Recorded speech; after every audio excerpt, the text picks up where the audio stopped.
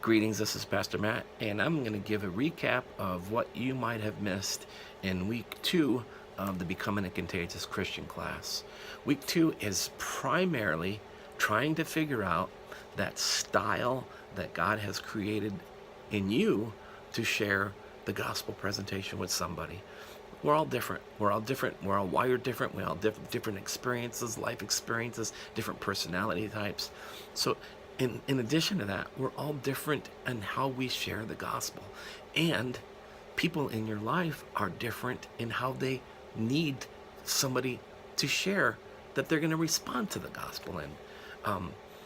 So let's figure that out.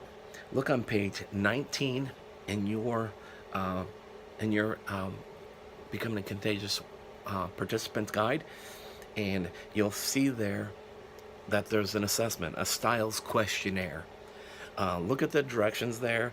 When you go through the series of questions on the next few pages, you're going to see lots of them. I think there's 30 or something, 36 statements. Either mark it 5, that this statement is totally like me, or mark it 1, this statement is nothing like me, or somewhere in between.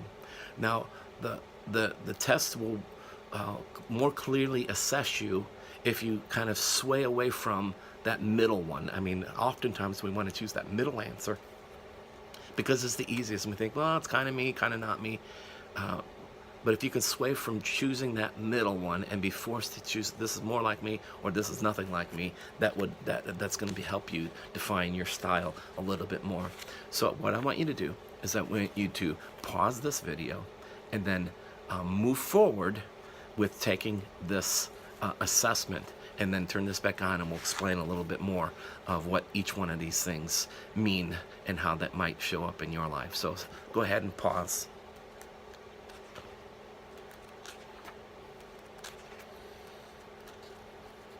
All right, we're going to take a minute now, and we're going to look at each one of these. The first style that we're going to look at is the direct style. Now, if you scored the highest in this column on your assessment there, then this is probably your style. So the direct style, the biblical example for the direct style is Peter in Acts chapter 2. If you've studied Peter, if you've been around church for a while and you've heard sermons on this guy, this was just who he was. He was kind of a ready, shoot, aim kind of guy. He didn't beat around the bush. He just told it how it was. Here he is in Jerusalem right after the day of Pentecost. Jesus has just been crucified and raised again and ascended already to heaven. And the people in Jerusalem, the Pharisees, are attempting to throw Peter in jail. And Peter gave it to him straight. He's just like, you guys killed the Messiah and you're in big trouble with God. He didn't beat around the bush. He just said it how it was. And people like this, that have this temperament, this style, tend to be confident. They're confident with the message that they carry. They're assertive, and they are to the point. They're not beating around the bush. They're just saying it how it is. Now, if that's somebody, if that sounds like you, and you're just kind of that in-your-face kind of person, then this is probably your style. This is probably your style. So we're going to talk a little bit more about the intellectual style, which is the next style. This is that style that people like to read books a lot, and they're reading Josh McDowell and Lee Strobel and some of these guys that have put together these books like The Case for Christ and The Case for Faith and Evidence That Demands a Verdict. All these books that have all these proof texts, and you're able to defend the Bible. And intellectuals kind of hang out and they study this kind of stuff and they love these kind of things. In Acts chapter 17, we see the Apostle Paul using this style to reach a whole city of people in Athens. See, what the people of Athens had done is they had began following whatever god they could find to follow just to cover their bases.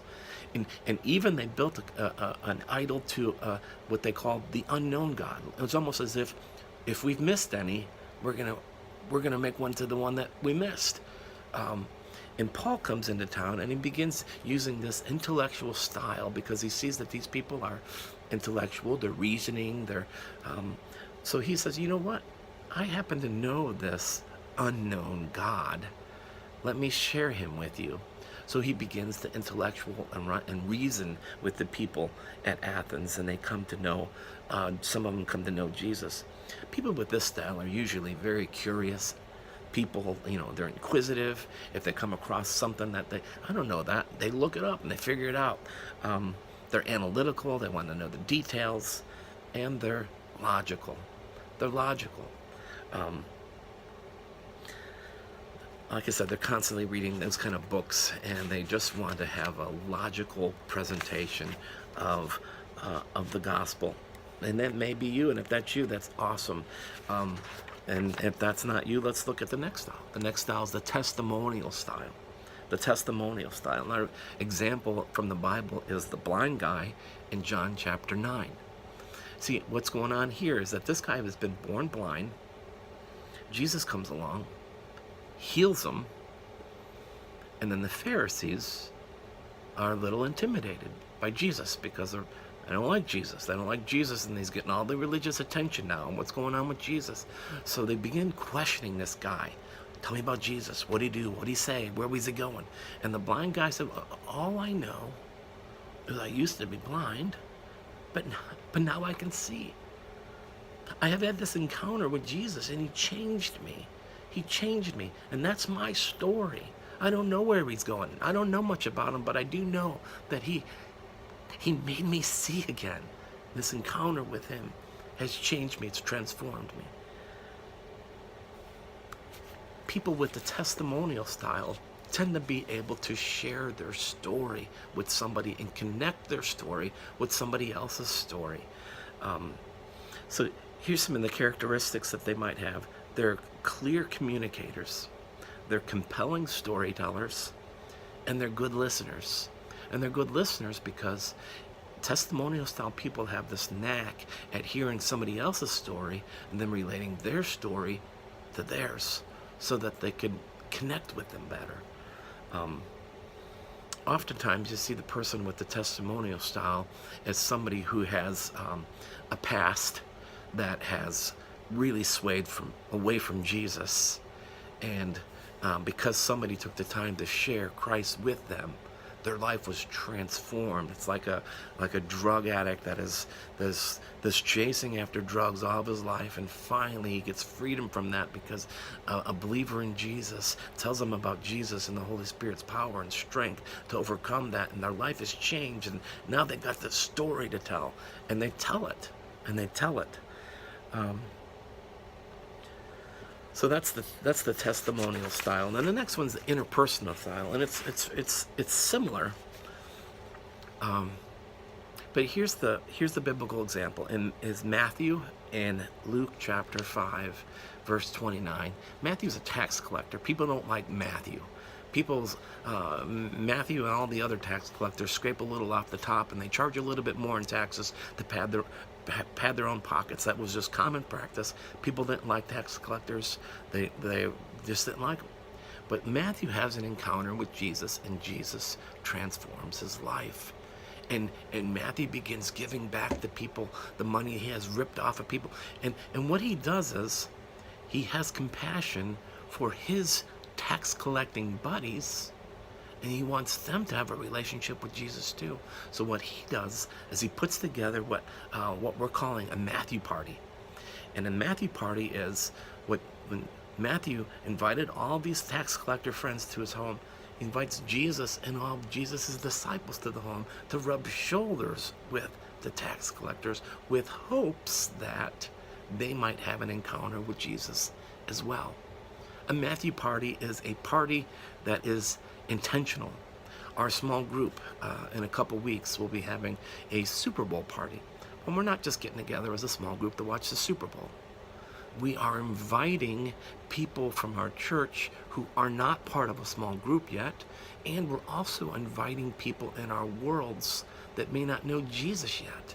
And we're trying to get them into my home to rub shoulders with people who know Jesus, the people that have community in a small group with hopes of sharing Christ and sharing community with people. That's what a Matthew party is, and that's what this guy did. His interpersonal, he's very relational, very relational. And people that have this style tend to be very relationally warm, very conversational, and friendship oriented. And that is the fill in the blank, friendship oriented. The next style is the invitational style. Invitational style. And this we can see from an example of the Samaritan woman in John chapter 4. If you know the story at all, Jesus and his disciples are traveling. They get to this well near Samaria at Sychar, a town called Sychar.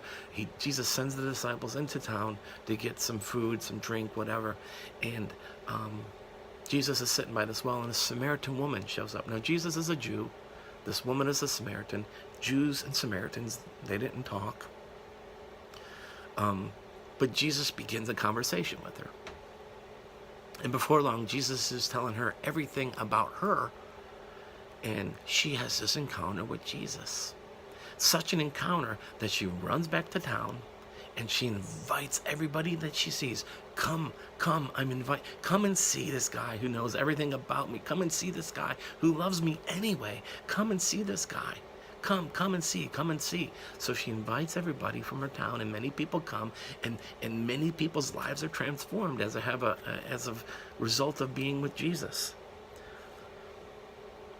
Oftentimes the people have this style are at churches that are good churches, like our church. Our church is a great. It's a warm church. You can't get in the door 10 feet without having 3 or 4 people introducing themselves and loving on you. And I love our greeters and our church. And Brandon does such a great job at doing sermons that impact everybody. And they're not judgmental, but they're loving sermons. It's a great church to invite people to, because people will come and they will see, this is an awesome church. These people love me and care about me. People with invitational style are the people that invite people. They are looking for opportunities and events to invite their friends to. They see some event at the Coliseum that their friend might be introduced to Jesus. They're going to invite them. Some concert. They see Easter and Christmas as very big and potential events that they can invite friends, that most of the time friends will come if invited. You know, there's a statistic done with unchurched people that 82% of them responded this way: I would most likely come to church if invited by a trusted friend. If you have friends that trust you who don't know Jesus, the chances are in your favor that if you invite them, they will come. 8 out of 10 of them, statistically speaking. That's good. Those are good vibes. But even if it was 4 out of 10, we should still be inviting our friends. People with this style, that is their thing. They are looking for opportunities to invite their friends to. And then the last style is the serving style. The serving style. And the biblical example of people with, I didn't fill in the blanks with that other style. They are other-centered. They're hospitable, they're relational, and they're persuasive. They can persuade people to come. So the serving style, the biblical example of the serving style is Tabitha in Acts chapter 9, otherwise known as Dorcas in Acts chapter 9. Now Dorcas is a lady who, it says in Acts chapter 9 that she was doing good and helping the poor. And one of the ways that she did this was by making clothes for widows in her town. And her efforts were apparently having quite an impact, because when she actually passed away, Peter came to her and prayed over her and raised her back to life so that she could continue serving people in the way that she was gifted to serve. Benefits of the style, I guess. But these are the people that don't mind working behind the scenes. These are the people that says, you know what, I'm going to hold this crying baby in the nursery, not because I necessarily like holding crying babies, but because I'm freeing up that single mom to sit in that room and hear the gospel and maybe respond. These are the people that show up at church early to set up the chairs, to set up the sound system, to shovel the walk. They see the importance of those kind of service type things so that God's message can be clearly communicated without hindrance. So these are the behind the scenes kind of people. They're other-centered. They're behind the scenes people, and they're patient. They're patient. I once had a lady who I attended church with that was married to a non-believer, and she was a believer for like 30 years. She prayed for this guy over and over and over and over again. And her persistence and her consistent and her patient lifestyle, finally this guy, after being invited over and over and over and over for over 30 years, finally gave in and attended church with his wife and became a believer. Oftentimes people with this style can reach the toughest, most hard to reach people because of their consistency and their patient lifestyle. So what style are you? In the next few pages of your book, you can read a little bit more about each one of these styles. I think on page 40 you can begin and you can look at each one of these styles a little bit more detailed, and then kind of determine which one is you, and then write that again in the back page of your workbook as we continue to build on these truths. Well, that is week 2 in a nutshell, and I will see you week 3 this Sunday, church library, 9 o'clock. I can't wait. I'm praying for you. Thanks.